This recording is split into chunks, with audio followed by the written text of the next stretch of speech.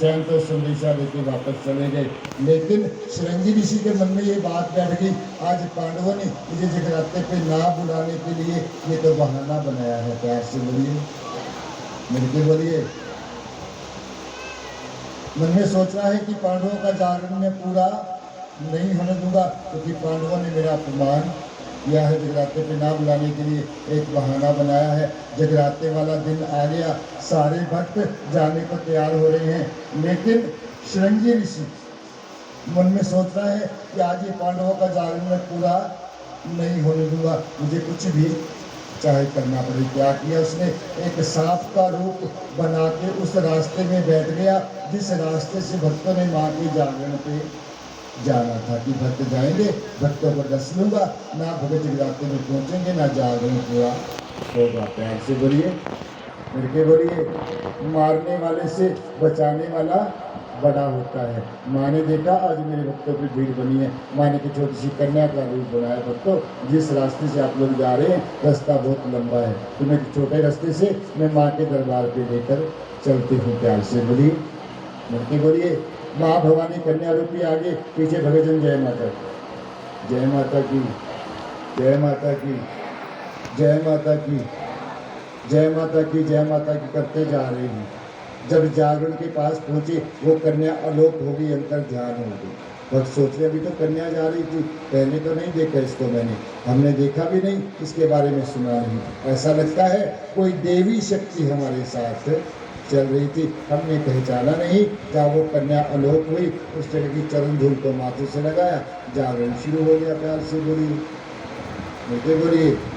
इधर जागरण शुरू हो गया, जयकारे लग रहे हैं, बोलो सच्चे दरबार की, माँ के प्यार की, सच्ची सरकार की।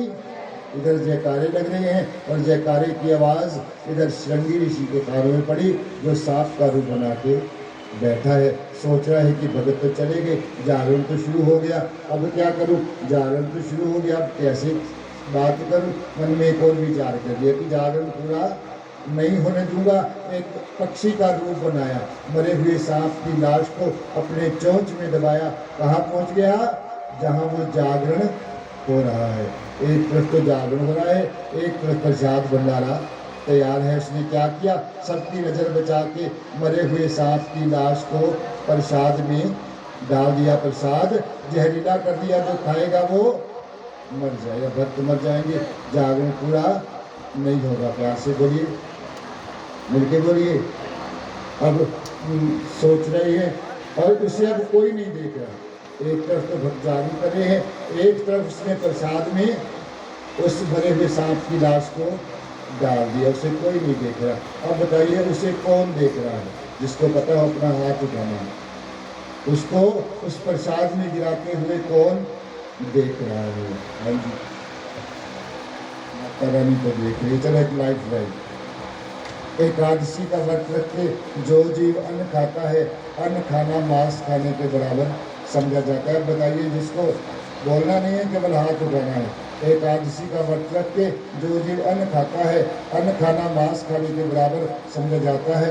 आज तुमने चावल नहीं खाया बल्कि मांस खाया, ये कौन देखता है। गाड़ियाँ बजा के लिए आगे। हाँ जी,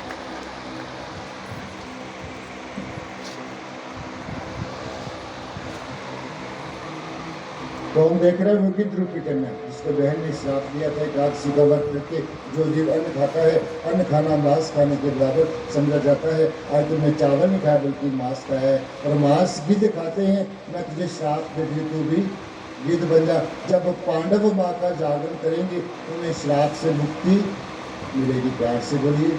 देख रही है कि पापी ने पाप कर दिया, मरे हुए सांप की लाश को प्रसाद में डालकर ये प्रसाद जहरीला कर दिया, जो खाएगा वो, अगर भक्त मर जाएंगे उनकी मौत की जिम्मेवार मैं हो जाऊंगी। मैंने पाप होते हुए, जो पाप करता है उसे उतना पाप नहीं लगता, जो पाप होता हुआ देखकर ना बताए उसे उससे भी ज़्यादा पाप लगता है। देख रही कि मैंने पाप होते हुए देखा है, लेकिन मैं बोल के बता नहीं सकती, क्योंकि पक्षी का रूप है, बोल के बता नहीं सकती। और कैसे बताऊं इन भक्तों को ये प्रसाद जहरीला हो गया है। सच्चे मन से माँ को फरियाद की कि माँ या तो मुझे बोलने की ताकत दे दो या कोई ऐसा रूप दे दो इन भक्तों की मैं जान बचा सकूं। प्यार से बोलिए, करके बोलिए।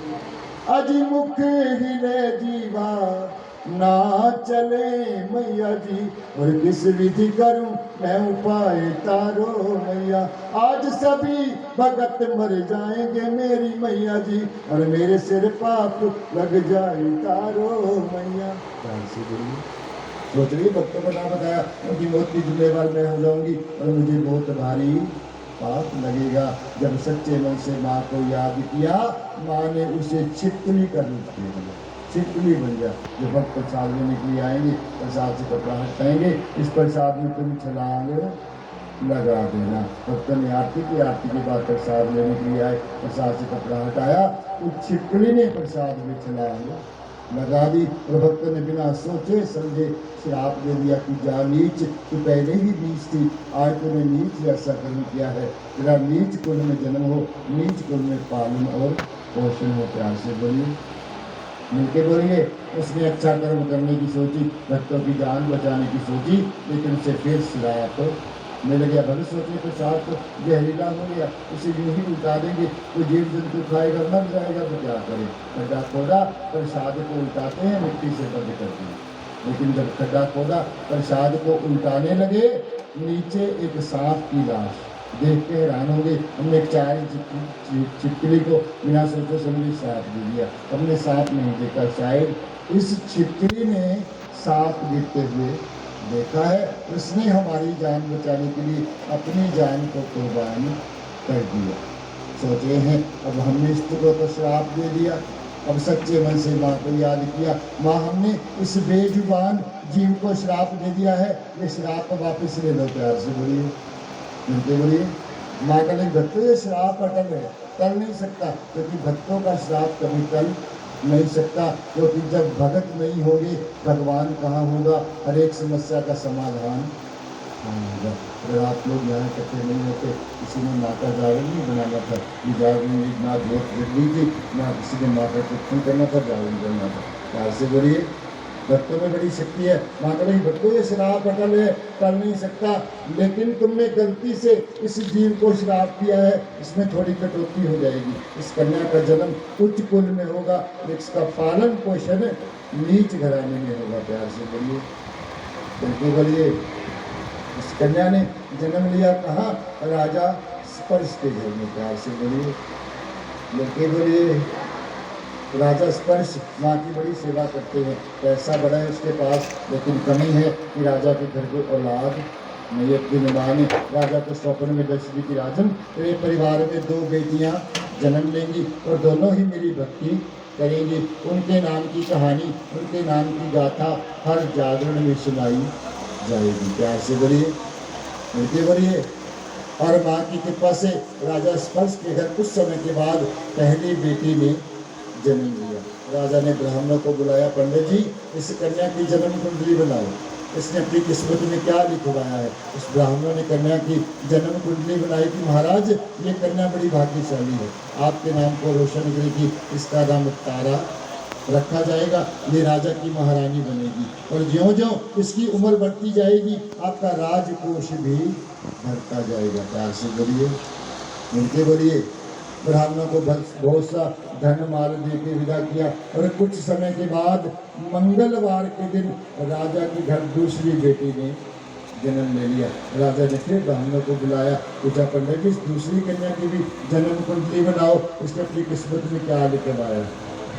महाराज आज इस दूसरी बेटी ने आपके राज परिवार में जन्म तो ले लिया, लेकिन इसका पालन पोषण आपके परिवार में नहीं हो सकता। राजा कहने ये क्या बात है, पहली बेटी अगर मेरे परिवार में पल सकती है तो ये दूसरी बेटी मेरे परिवार में क्यों नहीं पल सकती। महाराज पिछले जन्मों का फल है, इसे इस जन्म में भुगतना पड़ेगा। प्यार से बोलिए, फिर क्या करूं? अगर ये बेटी मेरे परिवार में पल नहीं सकती तो इस बेटी का मैं क्या करूं? तो ब्राह्मण कहेंगे राजा ऐसा करो, इस बेटी को तुम मरवा दो। तो राजा कहने का बेटी मरवा दो, बड़ा विद्वान राजा था। बोले जो पिता अपनी बेटी को मारता है उसकी 7 पीढ़ियां नरकों में जाती हैं। प्यार से बोलिए, मिलके बोलिए। ये वो समय तक राजा को ध्यान था कि जो पिता अपनी बेटी को मारता है उसकी 7 पीढ़ियां नरकों में जाती है, लेकिन आज ऐसा समय है कि हम खुद अपनी बेटियों को मरवा देते हैं। जन्म लेने से पहले बेटियां मरवा देते हैं। प्यार से बोलिए, मिलके बोलिए। जन्म लेने से पहले बेटियां मरवा देते हैं और हम कहते हैं बेटियां मारना पाप है। ये पाप हम करते हैं इसलिए, एक बेटे के लिए। आज का समय ऐसा है, बड़ा सुंदर लिखा है कि बेटों का सम्मान है जग में। अगर बेटा घर में जन्म लेता है तो लाखों करोड़ों रुपये खर्च कर देते हैं, लेकिन जब बेटी जन्म लेती है घर में मायूसी सा सकती। क्यों? अरे बेटों का सम्मान है जग में, बेटी का सम्मान नहीं। दुनिया वालों मुझे बताओ, क्या बेटी संतान नहीं? अरे दुनिया वालों मुझे बताओ, क्या बेटी संतान नहीं? बेटा क्या ले आया जग में जो बेटी ना लाई है? बिन बेटी के सोनी देखी हर भाई की कलाई। रक्षा बंधन भैया दूज का भी आने वाला है। अगर बहनें नहीं होंगी भाई को राखी बांधने वाला कोई नहीं है। रक्षा बंधन भैया दूज का ये भी तुमको ध्यान नहीं। दुनिया वालों मुझे बताओ, क्या बेटी संतान नहीं? अरे दुनिया वालों मुझे बताओ, क्या बेटी संतान नहीं? बेटा पाले एक ही कुल को, बेटी 2 कुल पालती है। सास ससुर और माँ